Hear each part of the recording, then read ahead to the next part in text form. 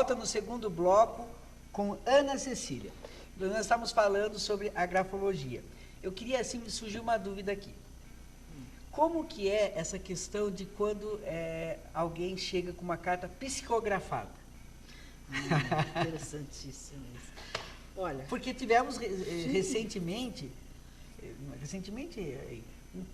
uma pessoa que foi absolvida no tribunal por conta de uma carta psicografada.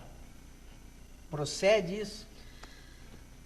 Procede porque, assim, pelas pesquisas poucas que nós temos, e por uma bibliografia também muito escassa, tá? o que se fala é o seguinte, que quando a pessoa inicia o processo de psicografar, ele está com a letra dele.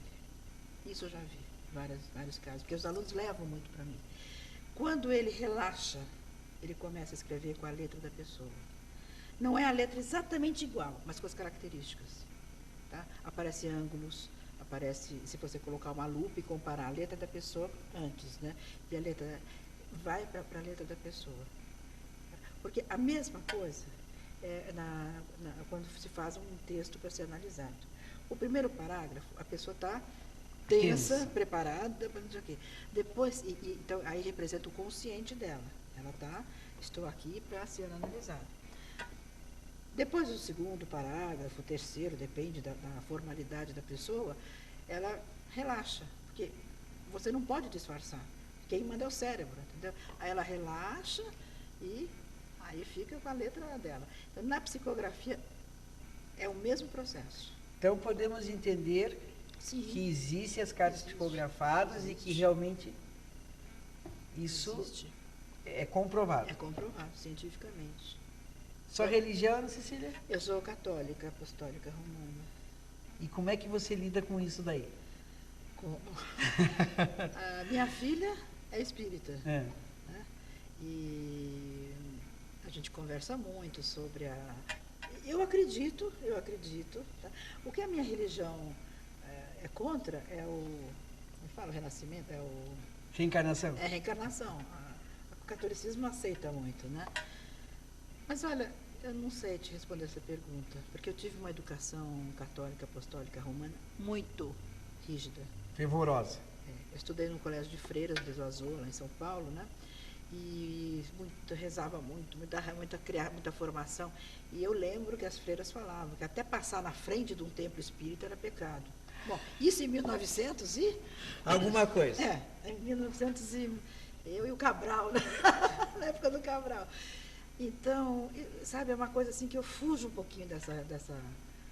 Sim, mas porque você é uma mulher moderna, com uma visão ampla do mundo, né? E aí fica, às vezes, com esses parâmetros religiosos e que, de repente, na sua profissão, permeia e tem essa ligação com outras religiões. Olha, e é isso que eu fico me perguntando, e acho que quem está lá em casa também, como é que ela resolve essa... né?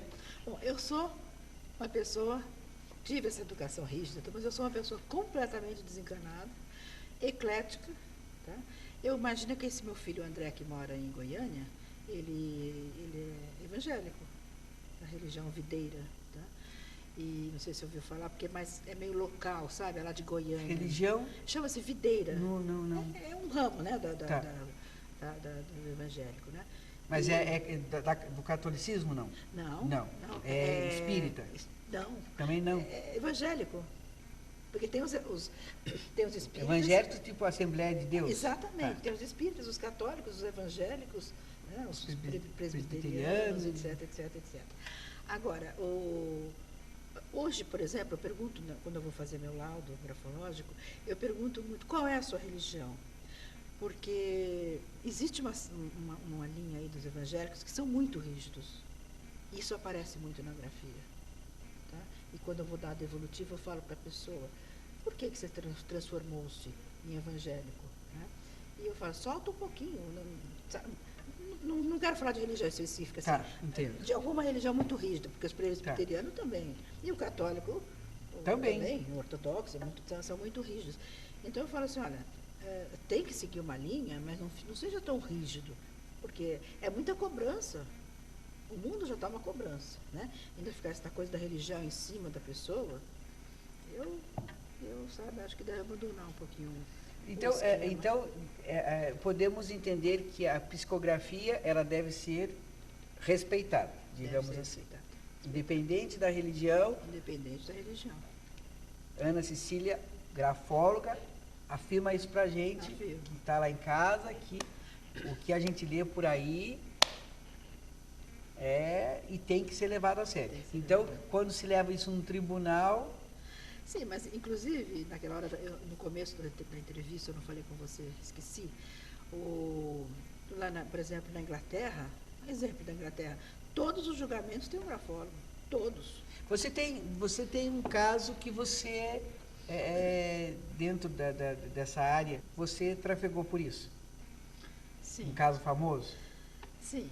Só que é o seguinte, eu trabalhei mais, como eu sou psicopedagoga, né, eu trabalhei mais com coisa de criança, tá. Mas não deixava de ser um crime, eram adolescentes, tá? Sim. Então foi o seguinte, tinha uma... Mas foi um caso que assolou o Brasil, que foi manchete. Do Nardoni? Dos Nardoni. Que gente fofoqueira. Bom, os Nardoni foi o seguinte... Em que ano foi isso? 5 anos, não? Uns 5 anos, mas foi um crime bárbaro.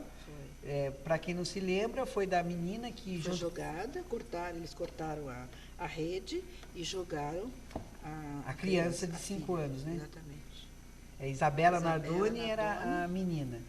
E o casal, né? Só para a pessoa que está lá em casa relembrar, era o pai e a madrasta? O pai, a madrasta que jogaram a menininha. A menina.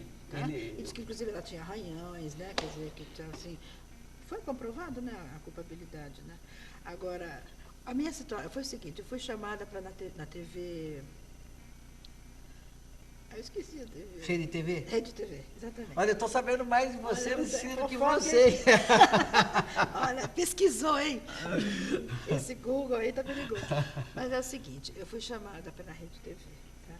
Eu fiquei muito assustada, porque eles falaram o seguinte, que eles tinham a letra dos dois, do casal, e que eles queriam que eu fosse lá para falar sobre a letra deles, se eles eram culpados ou não.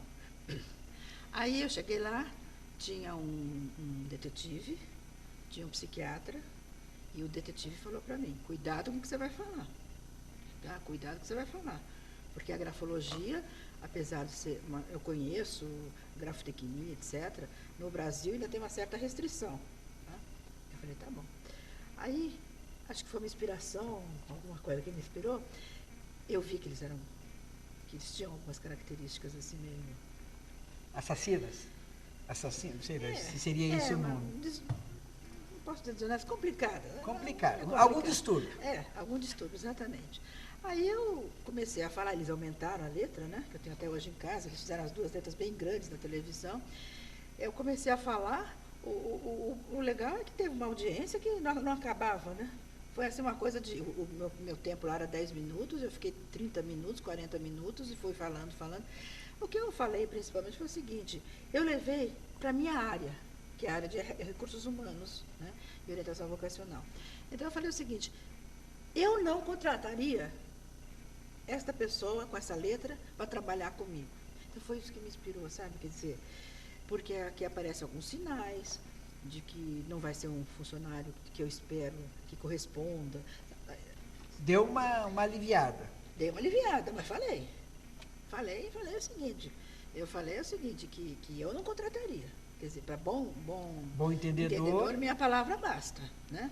E ela, uma pessoa assim, uma persona do Jung, né? Uma pessoa assim muito sem...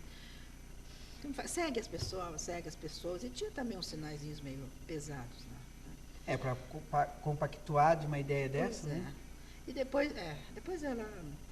Fizeram muitas perguntas e foi um negócio assim, muito interessante. Mas eu não errei, né? E não deixa de ser um trabalho. Sim. Que é um trabalho também, além de ser minucioso, é um trabalho tenso, né? Porque você está analisando e ali julgando e pode ser julgado por aquilo que está sendo falado. E aí, isso que eu queria até entender.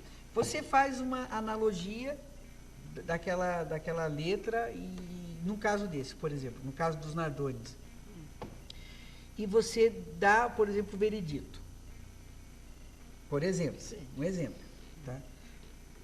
Ou então um caso, por exemplo, de como teve de uma carta psicografada que o rapaz foi absolvido porque a pessoa morta escreveu que ele não tinha culpa do assassinato. É mais ou menos isso. Sim, né? sim. Aí a Ana Cecília vai lá e atesta que aquilo é verídico, papá. Então, atestou, absolveu a pessoa. Não pode ter uma contestação, e como é que se abre uma contestação em cima disso, como que daí uma grafóloga vai provar, não, o que eu estou falando é verídico, está aqui, como que você pode se empenhar na sua palavra? Veredicto. Eu não sou grafotecnista, tá certo? Então eu não posso fazer isso. Porque nesse caso de julgamento, é o grafotecnista que vai ver, que faz documentoscopia, comparação de documento, aquela coisa toda. Tem pouquíssimos no Brasil. O que eu faço, eu trabalho para o grafotecnista. Tá certo? Sim, mas ele ganha e eu trabalho. Mas ele faz isso. Ele faz isso. Então, mas aí como é? A Ana Cecília, grafóloga, fica bem claro para os grafólogos, não pode fazer isso. Sim, mas, por exemplo... Tem que ser advogado. Então, mas um advogado que faça isso. E esse curso de grafotecnia é feito na polícia, lá em São Paulo, na polícia. Tem que ser advogado. É um curso de grafotecnia, um curso assim, pouquíssimas pessoas conseguem fazer, porque é muito minucioso, muito detalhista, tá? Então, mas ele pode dar o veredito. Pode. Então, mas isso que eu estou falando. Na Inglaterra, por exemplo. E como que daí alguém. E como que se contesta e como que prova daí? Você entendeu? Entendi perfeitamente. Pode qualquer. Porque no Brasil, como não é reconhecido a grafologia, a gente não corre muito esse risco. Tá? Porque o grafólogo. Por exemplo, eu trabalho com o perito, né, ajudo o perito, e o grafotecnista, tudo bem, ele daí vai lá e dá o veredicto dele. Então, vamos dizer, como contesta. Então, o grafólogo daí está fora. Está salvo. Está salvo. Mas percebe, mas sabe a verdade. Né? Agora, a pessoa pode abrir o processo, reabrir o processo, tá? Pedir revisão do processo todo e tentar provar que o grafotecnista está errado. Mas a quantidade de papelada, os laudos desses grafotecnistas, você não pode imaginar. Está tudo ali comprovado. Tá? E tem um material enorme de lupas, de gelatinas. É um trabalho maravilhoso. Então, para contestar... Tem que estar muito... Tem que saber muito bem, porque as provas são muito verdadeiras. É tudo provado. Não, esse traço inicial, né, é retocado, é tudo provadíssimo. Né? Não tem como forjar nada em cima disso. Né? Não. Pode ser. Não, pode até ser, como tudo, né? Mas assim, digamos um acerto de 98%. Se for um bom grafólogo, se for um bom grafotecnista... Grafotecnista. Não grafólogo. Não. Vamos deixar bem claro isso para quem está ligado. Não é o grafólogo. Cada macaco no seu gato. É o grafotecnista. Que tem essa formação e que tem curso, é advogado, tá? Juízes, advogados, é um outro ramo. E assim, eu posso, por exemplo, com a minha letra, por exemplo, você é casado com o Luiz Carlos. Sim. Aí ele deixa um bilhete para você. Meu amor, hoje vou chegar mais tarde porque tem uma reunião de negócios. Através desse pequeno bilhete, fala, não, está mentindo, não tem negócio nenhum. Vai para uma pizzaria, comer uma pizza com os amigos. Comer outra coisa. Porque aqui, no meu amor, o M está mais abertinho. Então, assim, num pequeno bilhete, dá para saber se aquilo que ficou ali... Olha, coitado do Luiz Carlos, hein? Deixa eu te falar uma coisa. Deixa eu te falar uma coisa. Eu sou uma pessoa até que bastante humilde, não quero ser pretensiosa, mas eu consigo, porque eu estou com 64 anos, eu comecei a estudar grafologia com 18. Tá? Então, não tinha quase material, mas desde então que eu me interesso por isso. Né? E eu consigo, mas tem que ter muita prática, muita janela. Porque existem as famosas palavras reflexas. Quando você está mentindo, por exemplo, no bilhete, né? Meu amor, eu tenho uma reunião de negócios. Esta palavra, talvez negócios, que é uma mentira, tá? Iria sair ou tremida ou maior que a outra. Tá? Chama-se palavra reflexa mesmo. Porque ninguém consegue mentir. Você entendeu? Você escreve. Por exemplo, vamos dizer, eu estou fazendo um teste para ser... Coitado do seu marido, dos seus filhos, hein? É um horror. Não, os meus filhos com as namoradas, né? Os filhos e ela com os namorados. Mãe, presta, não presta? Eu falei, calma, calma. Não é assim, vamos tentar, né? Porque também acho que tem momentos em que você escreve de um jeito, tem momentos que você está abalado com o sistema, não sei. Sim, mas aí, por exemplo, o que varia? É o tamanho da letra. Por exemplo, quando você está com a autoestima elevada, assim, a sua letra é maior, é mais viva, tá? Quando você está com a autoestima ruim, baixa autoestima, que você tem que procurar onde está a sua autoestima, ela é pequenininha a letra, sabe? Então, tem coisas que variam. Só que você pega a autoestima em outros lugares, para ver se o tamanho está... O que varia também é a direção das linhas. Quando você está, por exemplo, por baixo, aí drogas é um dos sinais, a linha desce. Tá? Quando você está muito agitado, a linha balança. Não sai daí, estamos terminando o segundo bloco com assuntos muito interessantes.